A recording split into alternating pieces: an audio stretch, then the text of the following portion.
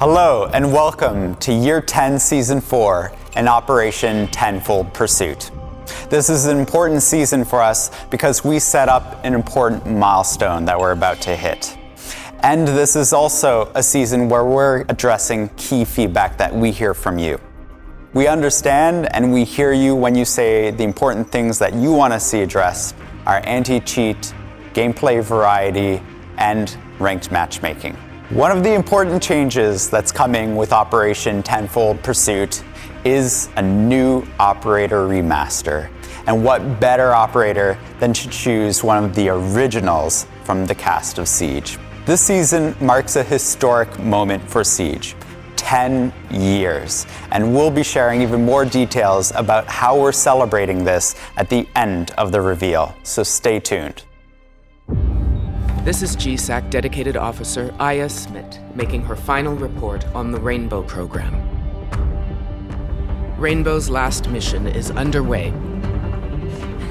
Global stability hangs in the balance.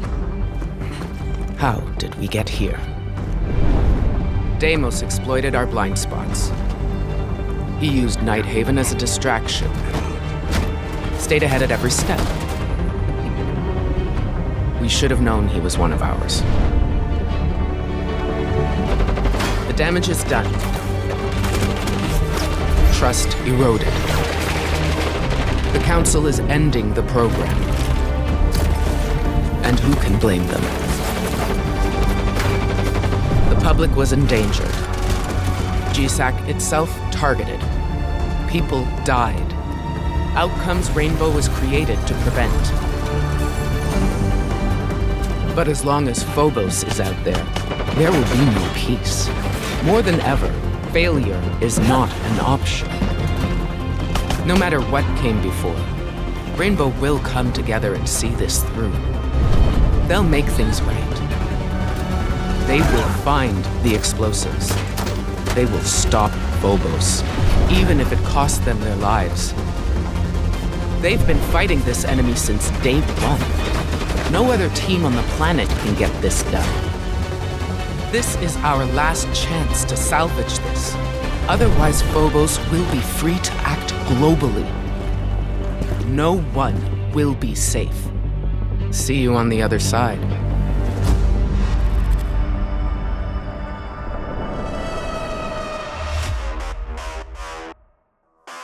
This season, one of the most iconic operators for Siege is evolving.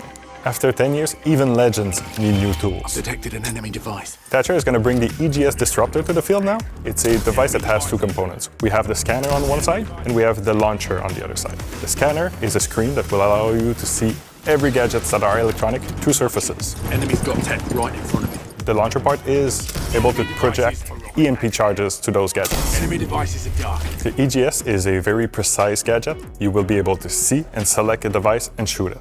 Enemy devices. Once you shoot a device, it will go down for 15 seconds and you can see the progress on the scanner screen. Thatcher is a Pathfinder. He has been around for 10 years, and there's a lot more than laser sights now. We are remastering him so he can be relevant for another 10 years. Enemy devices taken out. Even after this rework, Thatcher will remain true to himself, and he will be one of the best options for support. We're bringing a new gadget and also a brand new weapon. The brand new weapon is a DMR, the PMR 90A2. It's a DMR that focuses on shorter encounters. It has high damage and has the ability to open line of sight from afar. Thatcher will be the first operator with 4 primary weapons. He will have the L85, the AR-33, the M59, and now the PMR. This new shared weapon will be available on 4 operators: Nuke, Ibana, Capital, and obviously Thatcher.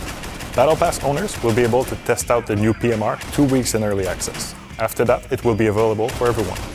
This is just the beginning. Moving forward, shared weapon across multiple operator will be one of the core pillars of the gameplay updates in Year 11. We have a brand new weapon, a brand new gadget, and now to round this up, we have a brand new Elite. This Elite skin bundle will be available as the season launches.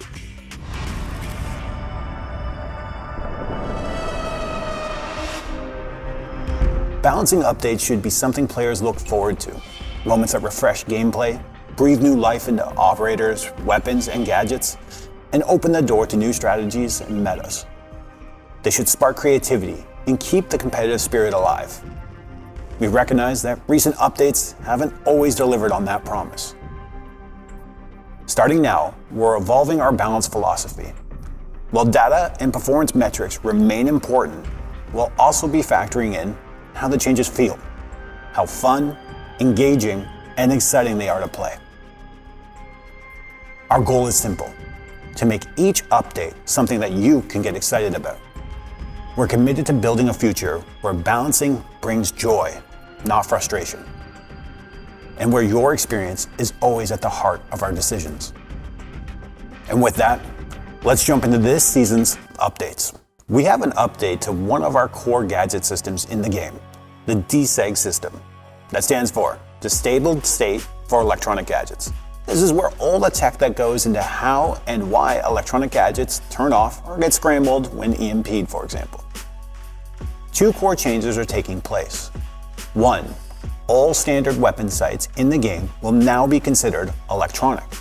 So when you are EMP'd, your sight will now turn off for the duration of the effect, regardless of which one you have equipped. Two, Mute's signal disruptor will no longer act like an EMP, and as such is being removed from the DSEG system. This is to clean up many inconsistencies with his gadget. For example, if Thermite has an exothermic charge on the main breach and a signal disruptor is in range, Thermite will not be able to send the signal to that device and start the breaching process, because the exothermic charge is within Mute's signal disruption area. Now let's switch the position of the signal disruptor. Thermite is standing in range of the signal disruptor, but his placed exothermic charge is not. When he tries to activate the breaching process, it will fail, because the communication is disrupted on his end. This was not the case in the past. It used to be that only the placed gadget could be disrupted. Now both the source and endpoint of the communication signal can be disrupted. This also means that if a gadget does not use a communication signal, it will be unaffected by Mute. Because to put it more simply, he no longer disables electronics. He disrupts the signals electronics emit and receive. With this change, he will in fact be countering a few less gadgets. So he will be receiving 2 additional changes to help offset that. First, he is now a 2-speed, 2-armor operator. Second, the radius of his signal disruptor has been increased. Now before I move on from the DSEG system, there is one more point of consistency we're adjusting for. But this is for Aruni's surrogates. When her gates are EMP'd, they will now trigger the re-enabled state logic. So they will be disabled for the duration of the EMP, then require to be shot to turn back on, as if you had triggered the gate by throwing something through it. Castle. Castle's update is something I think some might sleep on at first, but I'll tell you one of my strategies for using this change in a moment. His panels are now electrifiable. Throw a Kaid Claw within range of one, and you just fortified that panel from ranged assault. Personally, I'll be using this to hold the second floor R6 room as Kaid when defending bunks on layer. No more ash charges coming in from the window and display are gonna break my teammate's armor panel, protecting me while I trick the breach. But why are we adjusting Castle? A part of the sight adjustment last season for our defenders was to allow us to start tackling the true issue with many of them. Basically, without a magnified scope, they are not compelling enough to be brought into your lineups, and that simply won't do. So we are looking into new ways and listening to your feedback on how to improve these operators so that they can have more of an impact without using scopes. Hard breachers might be one of the most important roles in an attacking squad. You need to coordinate with your team to breach key walls and set up angles which allow you to start stripping away the advantage defenders have when the round starts. And because of this, we are looking to give our hard breachers a little attention. Yes, even Ace, who is surprisingly happy to step aside and let his counterparts share in the spotlight, because apparently he's been carrying the hard breaching team for some time now. Let's start with the man that literally started it all, Thermite. Thermite will be receiving 2 changes. He will get an additional exothermic charge, bringing him to 3. He will also be receiving a secondary shotgun for extra flexibility. Maverick will be receiving 3 changes. His breaching torch will no longer pause to cool down and reload. He will also be receiving frag grenades. And lastly, he'll be receiving the Reaper Mark II secondary weapon. Ace has humbly accepted 2 changes. In exchanging for slowing down and becoming a 3 armor, 1 speed, he will also be receiving his own set of stun grenades. Lastly, Habana. Habana will be receiving more changes than the rest. Reduced recoil to the Type 8-9 assault rifle. She'll also be receiving the PMR 90A2 that Thatcher's getting. Claymores will be added to her secondary options, and her X-Kiro launcher will no longer need to be reloaded between shots. That's it for balancing for now, but we hope you like where we're going with this adjustment in our balancing philosophy, which will of course still continue to grow and evolve as we gather your feedback and look towards the future.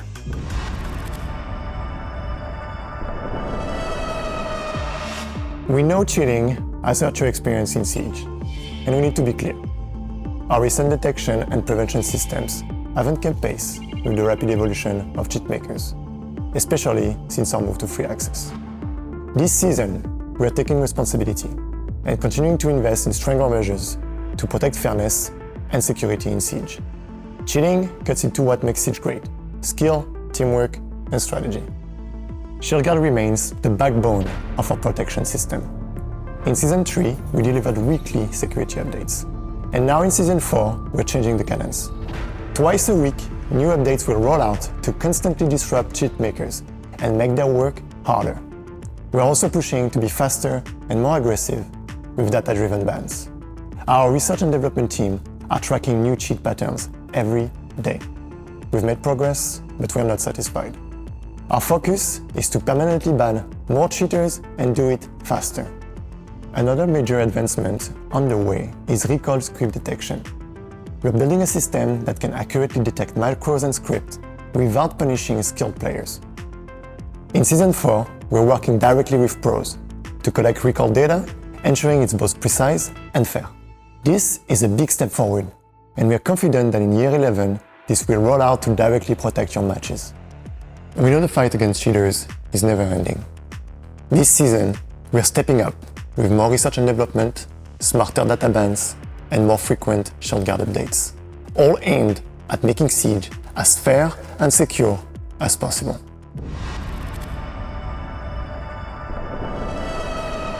Another big feature is coming to the Esports tab. While the Esports tab is great for staying up to date on everything that's happening in the scene, we also want to make it rewarding for you to jump in and be active. So we're bringing the predictions feature to the game. With predictions, you can make your picks, decide who's going to win. Every time you're right, you can get rewarded for it with alpha packs and skins. Jump in, make your predictions, and get rewarded for it. At the end of the day, the Esports tab continues to grow just like our esports scene in Siege. While we've been working on our matchmaking tools over the past while, we've heard you, and we need to continue to invest in our matchmaking. That's why this season we're bringing visual rank matchmaking to the ranked playlist. What that means is that it will find players relevant to your skill, sort them based on the difference of your visual rank, and make sure those that end up in your match are as close as possible to your own visual rank and skill. For example, if you're just starting your season at Copper 5, you don't want to be matched against players who've been playing already all season. You would like to match with people who are of your skill level, but are also just starting the season similar to you. And for those who are pairing up and making a squad, we'll use the highest rank within the squad. We want to continue to invest in the matchmaking of ranked so it's fair and competitive. Season 4 will be a great time to jump into ranked with the improvements to the matchmaking. This season, for training and onboarding, we have something for both newcomers and veterans. And for those that like to T-Hunt, the Carries Legion are your new targets. As a map learning tool, being able to navigate maps and take gunfights is really important when you're trying to learn where are the staircases, how am I supposed to move around this map, and where are those danger areas. Now the Carries Legion are all over the map, and they move, they roam, they take those gunfights, they might even throw an impact grenade. So keep your senses alive and take those gunfights one at a time. In this mode, we've offered some new quality of life as well. You can get eliminated quickly respawn to get back into the action, and change operator at any time to compare loadouts and weapons. We know that this training tool means a lot to players. That's why we're committed to continue to invest in it and make sure it's the training tool you need to warm up, take gunfights, and climb the ranks. In Season 4, we have bot teammates coming on both enlisted and field training. They play the role of both attack and defense, giving you a full 5v5 match. Bots are an important role for welcoming new players into Siege. Playing on a full team and understanding how gadgets are placed, how operators interact, and even how to enter into a building.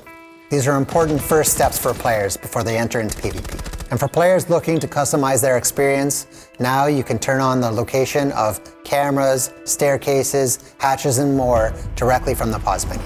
We're bringing the mini-map to bot matches and training tools. Minimap is a great way to understand the layout of the different rooms and be able to navigate throughout a building. Whether you're a newcomer or a veteran preparing for your next match, we have something new for training and onboarding in Season 4.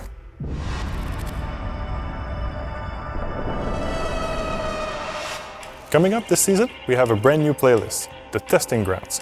The Testing Ground is a playlist that will focus on communication, community, and experimentation. The Testing Ground is all about gathering feedback before we implement the new feature. Everyone will be able to access this content. It's going to be on the main hub. For the first Testing Ground, the subject is going to be armor and speed. Operator can customize health, speed, and sound through the armor choices. You might be a fan of the Gridlock's gadget, but not super comfortable with the armor and speed. This set of new changes allow you to customize their speed. For the purposes of Testing Ground, we will be using the quick match setting, and with the limited pool of maps. This will be available for 1 week during January. To make sure that we gather feedback, we've implemented a QR code on the main menu. Testing Ground is all about working with you. If you want to be a part of the future of Siege, this is where it starts. Before we dive into our next topic, there's one operator who always knows how to make an impact. Long before Rainbow, Goyo learned how to turn chaos into precision. Let's take a look.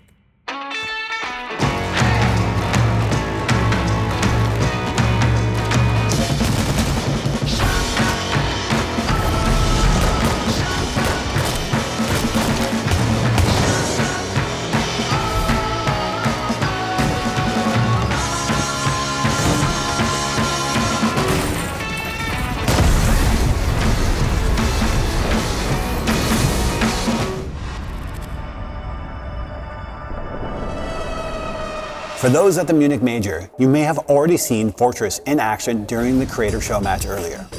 For everyone else, you'll get to experience this for yourself this season. This full rework addresses its major pain points: unbalanced bomb sites, too many hallways, lack of good attacker entries, and the courtyard design. What has changed?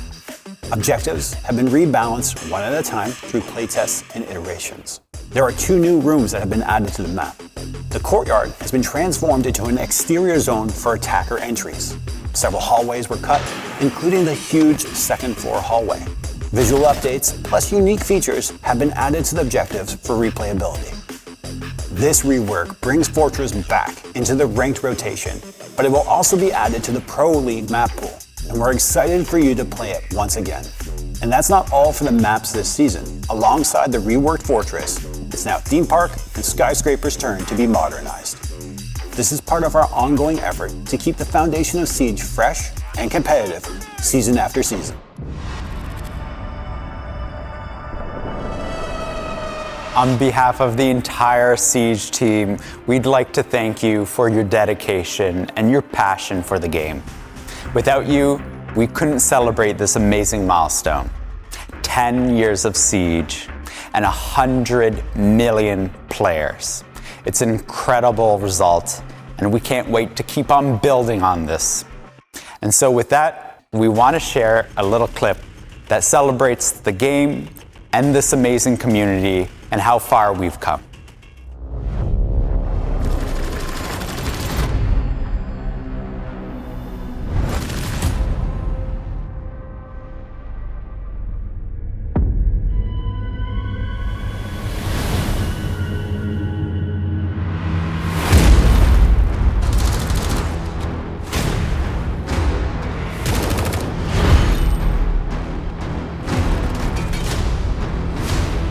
Do not attempt to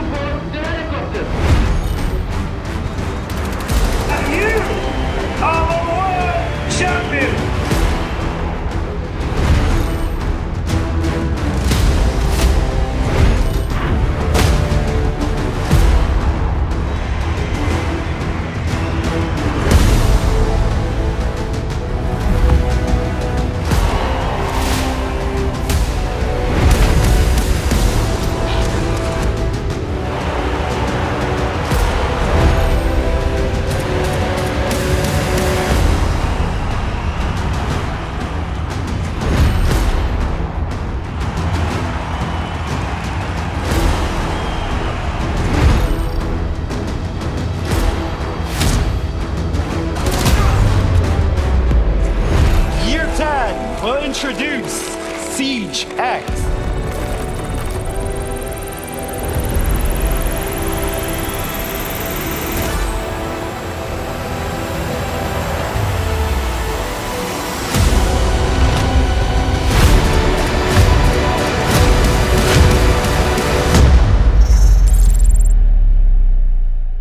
Thank you again for all of those amazing moments over the past 10 years of Siege.